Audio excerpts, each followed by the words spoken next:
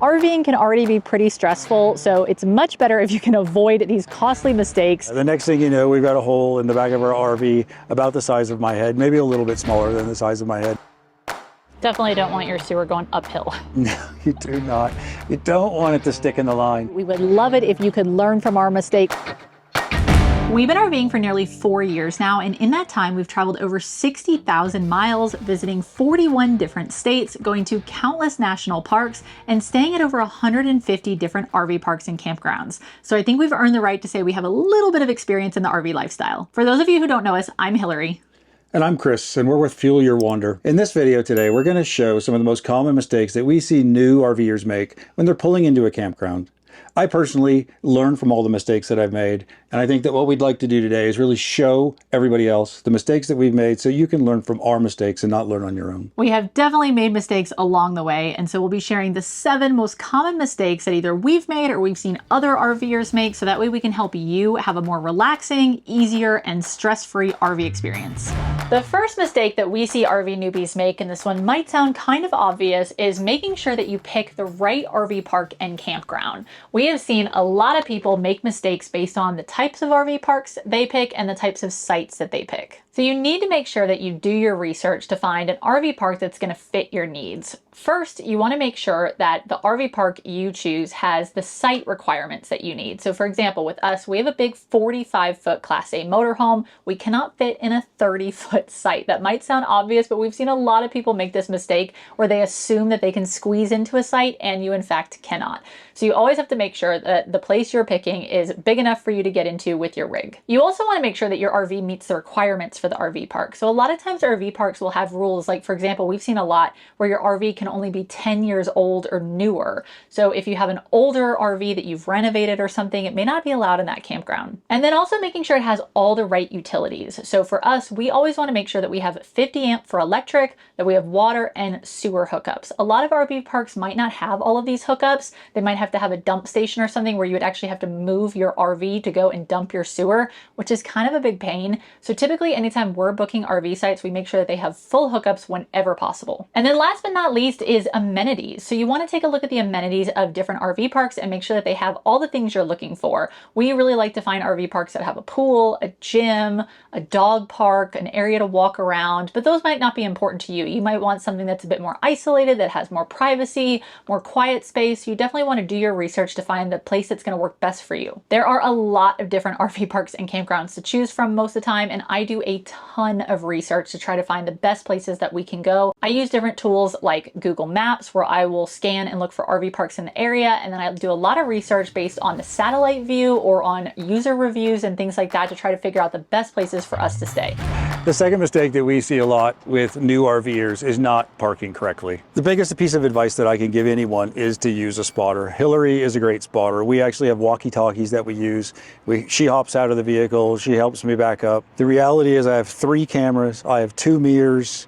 I think I can drive it anywhere. I think I can back it into any small spot, which I probably can, but it's so much easier when Hillary's there to help guide me. She can watch the things that I'm not paying attention to, and she can fuss at me a little bit. So it's actually it's great fun for everybody. Okay, so you think you can back up into any spot, but tell them about the time with the trailer at the racetrack. Great point. So we were at the racetrack one time, and I went to back up, and Hillary said, just wait, let me get the walkie-talkies. And of course, I know better.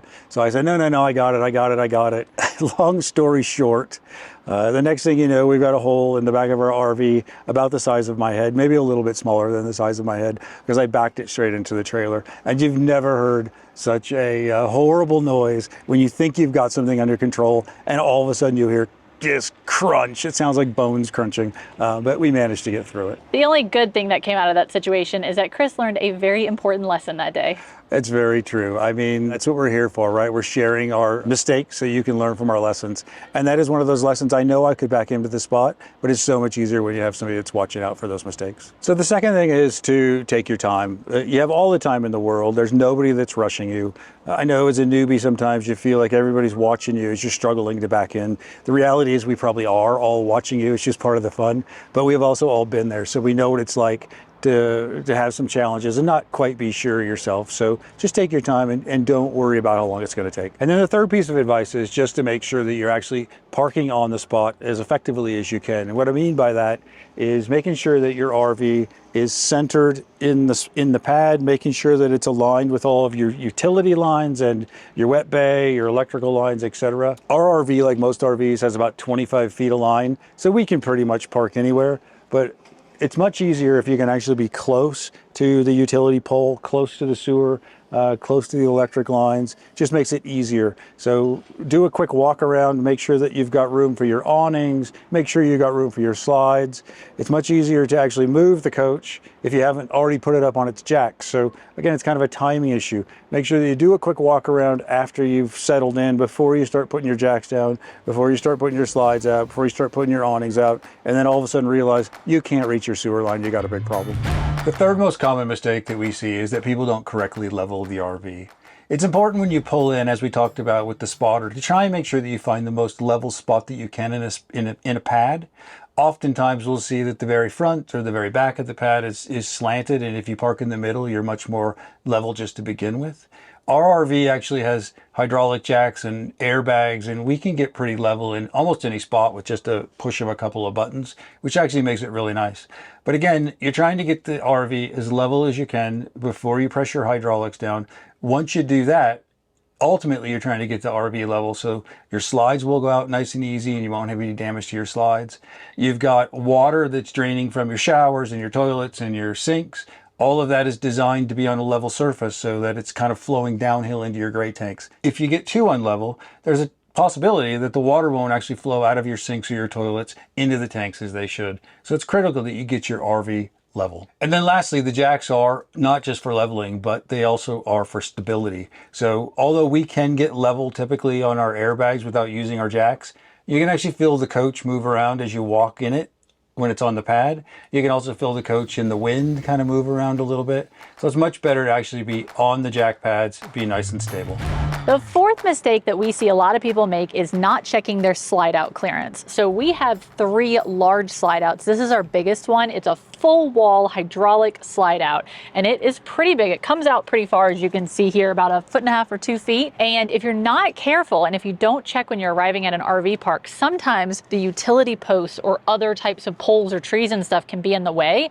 And so you really have to make sure that when you're getting into your spot, you have clearance for your slide outs. We've actually witnessed this where someone has pulled in, they didn't check their clearance, they put the slide out and it crashed into something and ruined their RV. So that is definitely something you want to avoid whenever possible. So we always make sure, as the spotter, I get out, I check to make sure when he's parking that we've got clearance, but then I also get out after we're leveled and everything. I will make sure that I'm standing here just to verify again that these slides are not going to hit anything. It's really, really important that you don't want to run into something. Then the other thing that you always want to make sure you check for on the other side is awnings and such. So any kind of other thing that you have that comes out, you want to make sure it's got the right clearance. So we've got our awnings out here, and you can actually see there's a tree right here. So we're not even able to put our awning out all the way because of that tree. So what we did was I stood inside and I pushed the button to put it out, and Kris told me when to stop it so that it wouldn't hit this tree.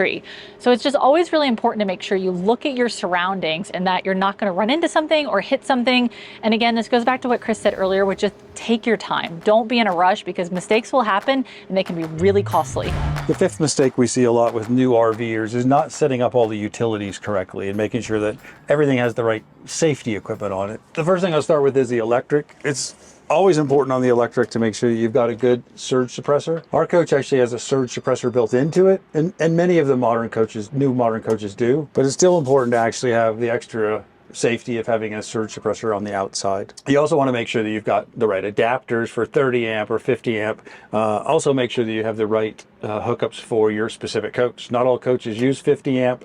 Ours happens to, and most, again, of the modern coaches will use 50 amp. The second thing is to make sure you've got the right city water connection. We've got a 25-foot hose that's on a reel within our coach. We've also got a built-in pressure regulator, so it's important to make sure that we are not running more than 50 PSI inside of our coach. A lot of times the campgrounds will have much more than 50 PSI, sometimes much less, but typically you want to make sure that you're not going to overpressure the lines inside of your coach. We actually use a splitter. The splitter is just so that when we're here for a long stay, I can hook another hose up right here at the splitter and wash the Jeep when we have the Jeep, or wash the RV if we have the opportunity to wash the RV. And then if you're staying in climates where the temperature is going to get below 32 degrees on a continual basis, the other thing that's important, we've got a spare hose, which is a heated hose. So we can actually go down to about 15 degrees, have the hose outside, plug it in, and make sure that the water in our hose isn't going to freeze overnight. And then the last connection is sewer. Again, it's important with the sewer to make sure that you've got a nice smooth run from the tanks to your drain. I like to have the clear on the end. It may not be the prettiest thing in the world to look at, but it helps me make sure that I can actually see the flow. We don't have any obstructions and everything's going well. Lastly, you want to be able to, if you have lack of a slope, you want to have a slinky, which allows us, a gravity slinky. It allows you to actually put it underneath the hose and make sure that you've always got a nice downhill slope. Definitely don't want your sewer going uphill. No, you do not. You don't want it to stick in the line. But again, here we have enough of a down slope, and it's not that long of a run that we don't use it. We didn't use it today. Then the sixth mistake that we see a lot of RVers make is just bringing way too much stuff with them. So luckily I'm a minimalist, which has been really helpful as we transition to the full-time RV lifestyle. But one of the main reasons why you really don't want to carry too much stuff with you is because it can overload your RV, which can cause dangerous situations like tire blowouts and other problems. So that's first and foremost. But then secondly, if you carry a lot of stuff with you, like personal items, decorations, plants, gadgets, you know, if you pick up a lot of souvenirs and things like that, it just creates more opportunities for things to break, things to get in the way, and for failures to happen. So in our opinion, it's really important to just try to embrace the minimalist lifestyle when traveling or living in an RV and only carry the essentials with you. The same goes for even in our RV basement, or if you've got a different RV storage option. We always try to go through that and clear it out every couple months to make sure that we're only carrying the things that we use on a regular basis. Every time we go through the basement, we're always kind of amazed, like, where did all this stuff come from? And the reality is, as you travel or as you live in an RV, your needs are going to change and the things that you carry with you are going to change. So it's just a really good idea to go through, reorganize, and get rid of things you don't need anymore. And then last but not least, the seventh mistake that we see people make is not following campground etiquette and rules. Most RV parks and campgrounds have a pretty good list of rules that you need to follow, and a lot of people get annoyed by all the rules, but honestly, these rules are in place for a reason. RV parks like the one that we're in currently are kind of confined and you don't have a ton of space between sites, so it's really important to respect your neighbor and follow the rules so that way everybody can have an enjoyable experience. One of the big rules that a lot of people we see break is actually one of my biggest pet peeves, which is when people walk through your site. So if you think of your RV site like your home, we live in our RV full time, so our RV site is our home basically. It's like someone trespassing through your backyard. It's not polite, you shouldn't do it. It's also kind of dangerous because we've had kids walk through our RV site before, and a lot of times we leave Axel out on a leash and he gets really spooked by people that just come up unattended. We don't want anything bad to happen. He's never bitten anyone, there's never been a problem, but it's just not a good situation to put your kids, your family in, and you really should just respect people's privacy. Not all dogs are as nice as Axel either, right? You never know. Yeah, you never know. Another rule to make sure that you understand is trash. Some sites will pick up trash. Some sites will tell you to pick the trash out at any time of day. Some will say you can't put it out until 8 a.m. in the morning or never put it out in the evenings. So always understand how the trash pickup is going to be, because obviously the rules are there for specific reasons. So it may be that they don't want pests, they don't want animals to come by and dig through the trash. So just make sure you understand the trash rules and follow them. Yeah, we've come out a lot of times in the morning where people have left their trash out overnight and animals got into it and there is just trash all over the place, and that is not a nice experience. No, it isn't, especially when it's your trash and you have to pick it up, which we've had to do. And the next would be quiet hours. Almost every campground we've been to has some type of quiet hours. Usually it's from 10 p.m. to about 8 a.m. or 7 a.m. And it's important because you don't know everybody else's schedule and everybody else's travel, right? So if you've got an early morning and you're trying to go to bed at 10 o'clock or 9 o'clock so you can get up in the morning. So always be sure that you're aware of and follow the documented quiet hours.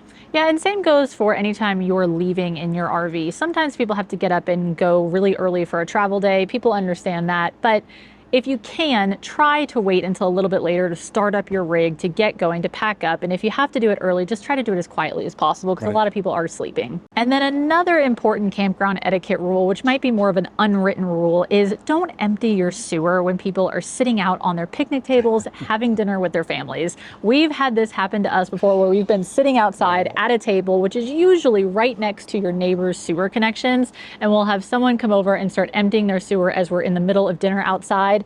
And I can't even explain to you what an unpleasant experience that is. There's nothing that will ruin your dinner quicker than that. No. And then the last kind of unwritten rule that I think is really important is don't talk to people when they are setting up or packing up and getting ready to leave.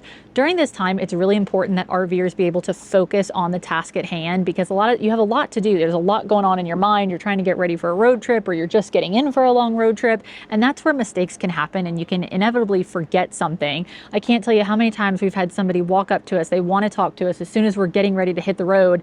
And while we love it, we love talking to people and meeting different people, that is not the time or place to do it, because that's how mistakes happen, and it can just be dangerous to the RVers. So just be mindful of that and kind of wait until people get settled, or wait till they're fully hooked up and ready to go before you try to come over and talk to them. Yeah, I mean, just to pile on to that, as we're leaving, or as we're hooking everything up and getting ready to leave, I've got a mental checklist in my head, and I love to talk to people. If they come up and talk to me now, I'm distracted, and I can't always remember what part of that checklist I stopped on. And any mistake I think that I've ever had, or we've ever had, has been when somebody has come up and talked to me, and it's not anybody's fault, but it's just a good reminder. Just let people be. Wait till they're done, then you can talk to them all night long. Yeah. Hopefully all of that information was helpful to you. We would love it if you could learn from our mistakes, so that way you can avoid them, because like we mentioned earlier, RVing can already be pretty stressful. So it's much better if you can avoid these costly mistakes and just make it easier and simpler on you the first time. And if you are a veteran RVer, drop us a comment below and let us know some of the mistakes that you've made. All right, well, thank you all so much for watching. We really appreciate the continued support. Make sure you hit that subscribe button, and we'll see you next time.